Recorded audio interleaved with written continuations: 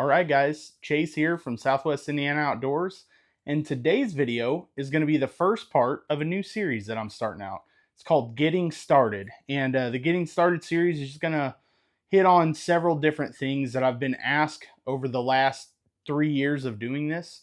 I get a lot of questions, and one of the first questions I get very frequently is, how do I get started tournament fishing? So I've been kayak tournament fishing now for a couple years. And although I'm still in the learning phase myself, I have learned a lot over the last couple years of spending time in a kayak and spending time fishing tournaments. So first thing, the most important thing that you're going to want to know is whatever series you decide to fish, look at the rules. The rules are going to be so important. They're going to they're going to count when it comes to counting your fish. They're gonna be important for how you measure your fish. Obviously, total number of fish that are going to be in a limit for the day. But yeah, your rules are going to be very vital, and it's really important to read them and read them thoroughly. Some tournaments, they're going to have rules on where you can place your hands on a fish. They're going to have rules about wearing your PFD, which is a very important thing. Most tournaments, every tournament I've been in, has required you to wear your PFD. So I always have my PFD on, but to fish the tournaments that I fish, if you do not have a PFD, you're going to be DQ'd. So that's a very important rule to know.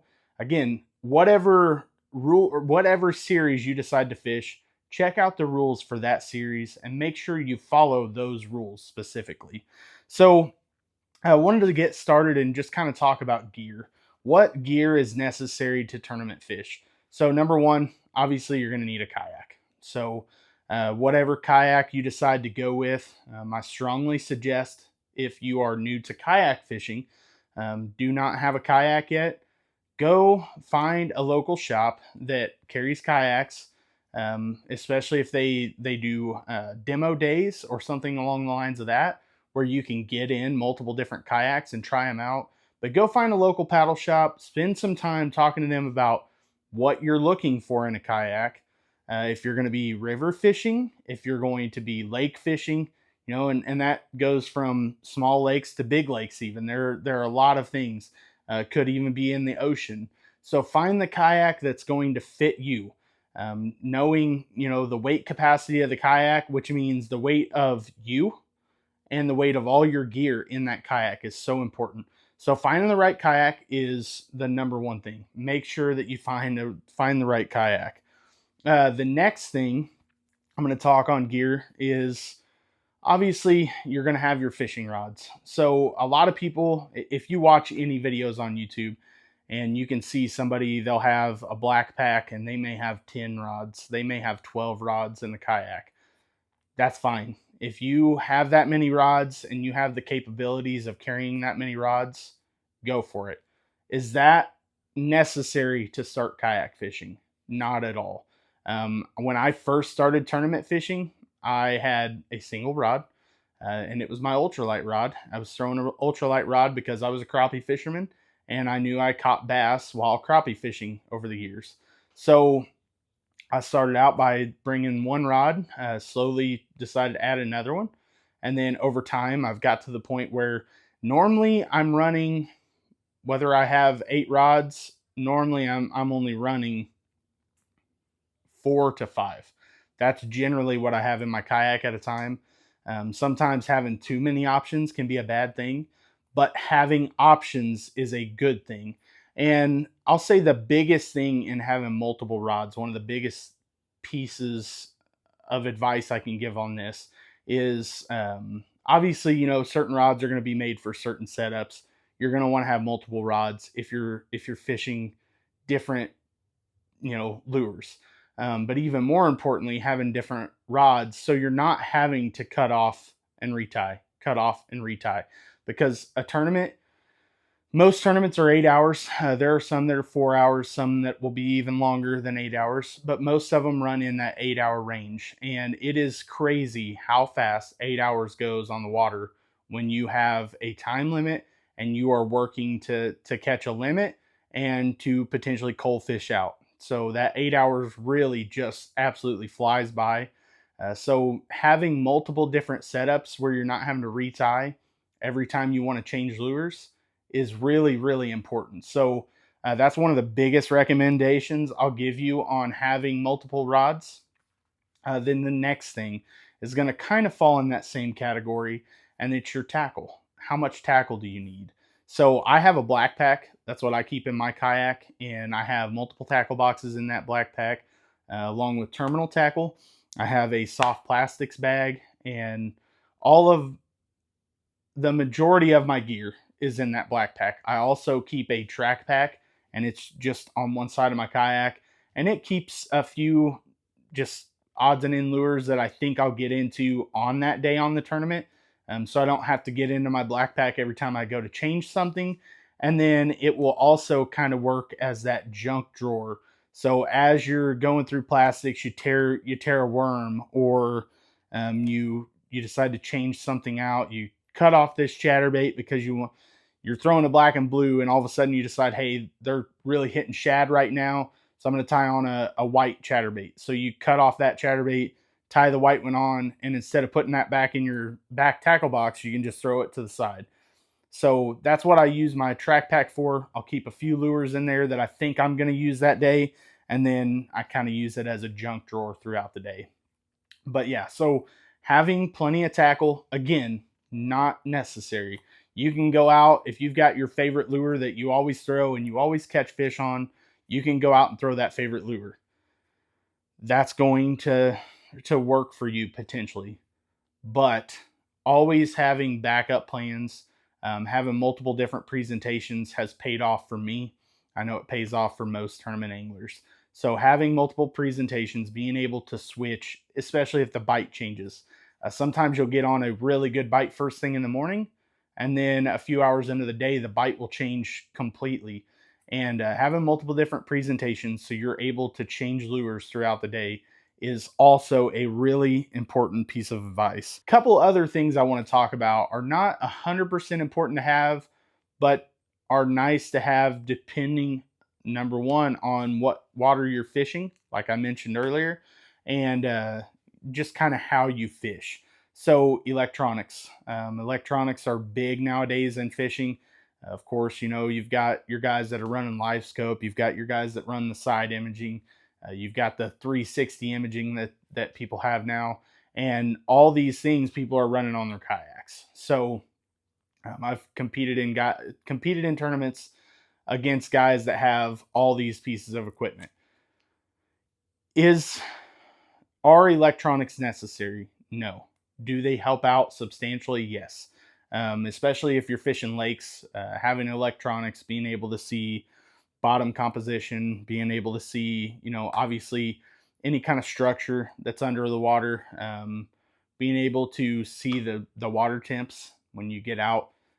The water temps can change fairly drastically if you have, you know, storms blow in or anything like that. Having that to see your water temps is so nice to have. And I'm saying this right now without having electronics on my kayak. I've ran electronics and I've not had electronics, but I'm looking to potentially add another unit to my kayak very soon. But I do think they help out. Do I think that they're going to be a complete game changer?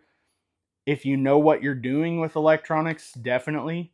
But just small things that they give you can help out in a tournament. The next thing I'm going to talk about is motors. So I do not have a motor on my kayak. My wife does not have a motor on her kayak. I've been kayak fishing for 5 years now. There was a time where I said there was no way I was going to put a motor on my kayak. I didn't see the point of having a kayak and having a motor. I have changed my mind on that. I really am anticipating putting a motor on probably this winter throughout the kind of off season. I know I fish really all year long, but there's an off season for the tournament fishing, and I'll probably take some time and get a motor added throughout that time.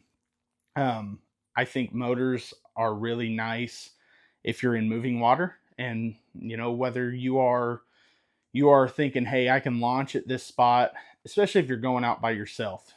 If you think, hey, I can launch at this spot, I can work my way up river, which when you're working on a river, It's a lot easier to fish upriver than it is downriver. You're not stirring up dirt and making those fish aware of your presence as you're working your way upriver. So whether you want to do that and then you can come back to the same spot you launched, or even going downriver and coming back to the same spot you launched, that's really nice. For me, last year I fished our championship tournament. Day one, I got on a really good bite. I ended the day in third place out of 76 people, and day two, I expected to get on the same bite. I'd pre-fished the day before day one and had that bite day one. I had that bite the day before during pre-fish, had that bite on day one, and then day two of our tournament, the bite changed completely. I could not find fish in the area I was fishing. The only fish I could find were very small, and I ended up going from third place. I was not able to catch a limit. I went from third place down to 20th place by the end of day two because I could not find that limit, and the fish I had were all so much smaller than the day before. So having a motor there would have been huge for me because I had to get off the water and be back in time for the award ceremony. So it cut my trip short. I could not paddle a couple miles away and then have to fight wind, fight boat traffic and everything on the way back and still make it back in time. So having a motor there would have paid off huge for me. I think that it's not necessary to have a motor, even for the guys that are on moving water. You can drift down, and there are some spots where you can get in, and you're going to be kind of hauling your kayak anyway. You'll be dragging it, and you can drag it back up the river too. But I think that there are a lot of guys out there that run without motors and do just fine paddling down. They'll take out at a different location, and that is great. There's nothing wrong with that, but I think that having a motor is a pretty substantial advantage, and that's something I want to definitely shout out. Another thing that's 100% necessary is having a phone that has internet on it. Obviously, nowadays, that's such a common thing, and it shouldn't even have to be said because most people are going to have it. But just to be safe, I'm going to let you guys know, having a smartphone that you can download apps and have internet on are necessary for tournaments, because every tournament I've fished, and most of them I know of, use internet data, use GPS data for tracking your fish pictures. So you take a picture of your fish, you submit it through the tournament app, and that is how they judge your fish. So having a smartphone is necessary unless you know of something that I do not.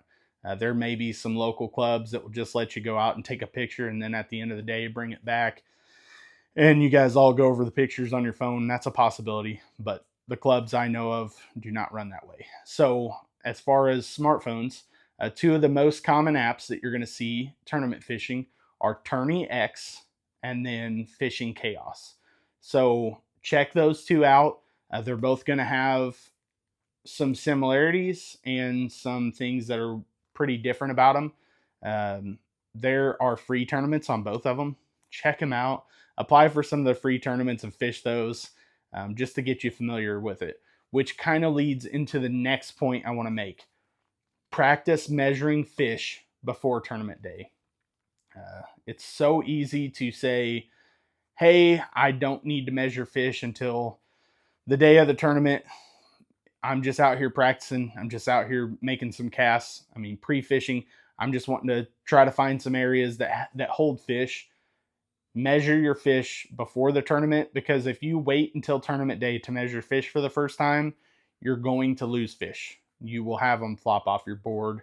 You're going to have them, just kind of do a little bit of everything. It'll be a whole lot more of a mess measuring on tournament day. You'll be under more stress than what you are on the days that you're just pre-fishing. So start practicing measuring fish first thing, which I guess I'll touch on another piece of gear, is your measuring board. So multiple tournaments allow multiple different measuring boards. All of them I know of allow a Ketch Board, which is Ketch. So check out Ketch Boards. You can just do a quick Google search. I will have the items that I've talked about, I will have them linked in the description of this video as well. But yeah, so check out Ketch Boards, and yeah, they are the official board for a lot of different tournaments, and then there are other tournaments that have allowed the Yakattack leaderboard now. But I use a Ketch board. I love Ketch products, so I'm gonna stick with a Ketch board. I like the size of the Ketch board compared to the Yakattack leaderboard, so I'm sticking with Ketch. Love the product. The people are great, so that's who I would promote. Next, I wanted to talk about, how do you find tournaments? So Facebook, that's where I started out. I had seen I'd seen YouTube videos of guys fishing tournaments and thought, hey, that looks really cool. So I just did some searches for kayak tournaments around me and found some local clubs that held kayak tournaments around me. And through that, I found Grubby, Grassroots Bass Yakin. If you are in Indiana, there is most likely a tournament division near you with Grubby. Even if you're on the outskirts of Indiana, if you're in Kentucky, if you're in Ohio, if you're in Illinois, if you are close to Indiana, you've probably got a Grubby near you that you could go fish. And I strongly suggest checking them out.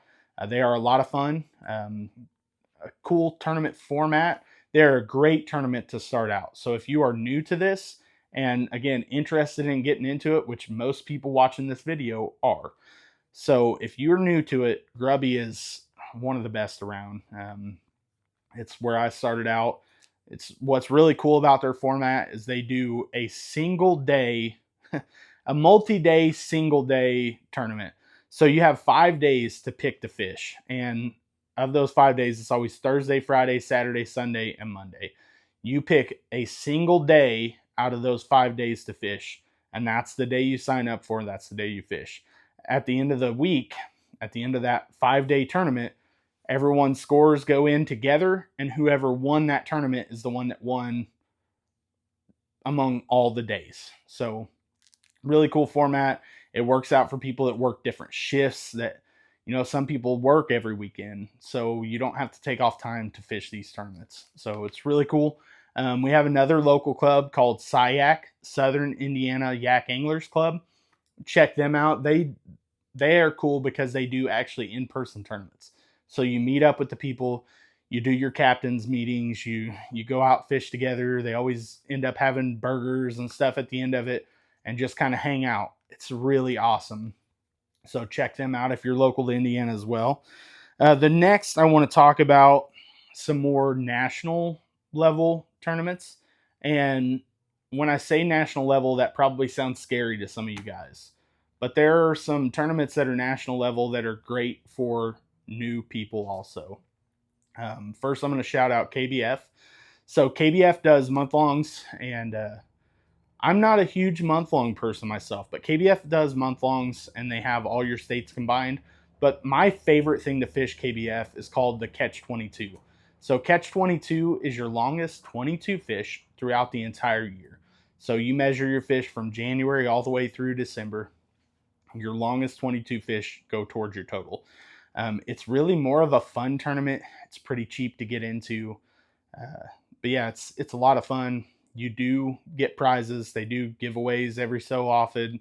The people who win end up winning money out of it and stuff too.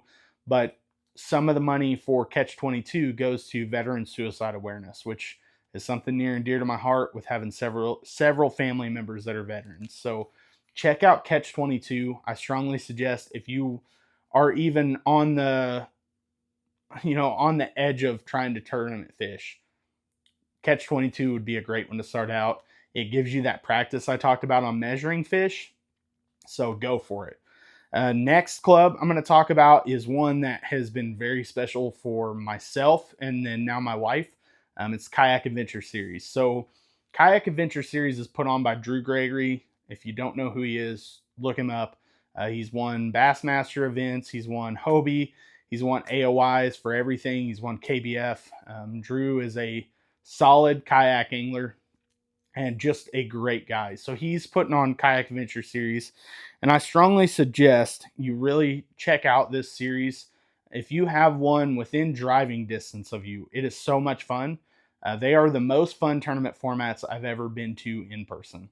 They are 2-day events where you get 4 hours on a Friday and then 8 to 9 hours on a Saturday.